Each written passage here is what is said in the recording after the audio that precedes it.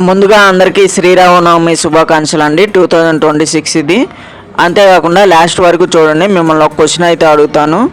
Video ప్రారంభంలోనే హనుమంతుడు తిలకం రంగులో ఎంతో ప్రకాశంగా కనిపిస్తూ శ్రీరాముడిపై ఉన్న అతని అపారమైన భక్తిని మనకు గుర్తు చేశాడు. నిజమైన భక్తి సేవ అంటే ఏమిటో హనుమంతుడి ద్వారా మనం తెలుసుకుంటాం. అంతేకాకుండా ఆ తర్వాత శ్రీ సీతారాముల వారి పవిత్ర కళ్యాణం ఎంతో ఘనంగా భక్తి వాతావరణంలో జరుగుతూ కనిపిస్తుంది. శ్రీరాముడు ధర్మానికి ప్రతీకగా మరియు సీతమ్మేమో పవిత్రత మరియు సహనానికి చిహ్నంగా, లక్ష్మణుడు సేవాభావానికి నిలువు ధోరణిగా మనకు జీవితం ఎలా ఉండాలో సందేశం ఇస్తారు. చిన్నపలకలూరు గ్రామంలో ఈ దివ్య క్షణాన్ని చూడడానికి ఎంతోమంది భక్తులు చేరుకొని భక్తితో పూజలు నిర్వహించారు. కళ్యాణం అనంతరం పానకం, వడపప్పు మరియు రుచికరమైన పలహారాలు, ప్రసాదాలు పంపిణీ చేయగా అందరూ ఆనందంగా స్వీకరించారు.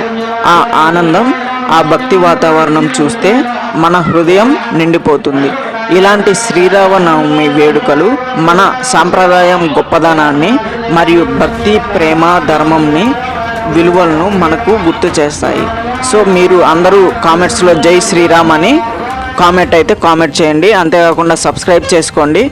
సో క్వశ్చన్ అడగటానికి టైం లేదండి. సో నేను ఇంకొక వీడియోలో క్వశ్చన్ అనేది అడుగుతాను. Okay, thank you for watching our video. Subscribe చేసుకోండి. జై శ్రీరామ్ అని కామెంట్ చేయండి. Thank you for watching our video. జై శ్రీరామ్. సబ్స్క్రైబ్ చేసుకోనండి.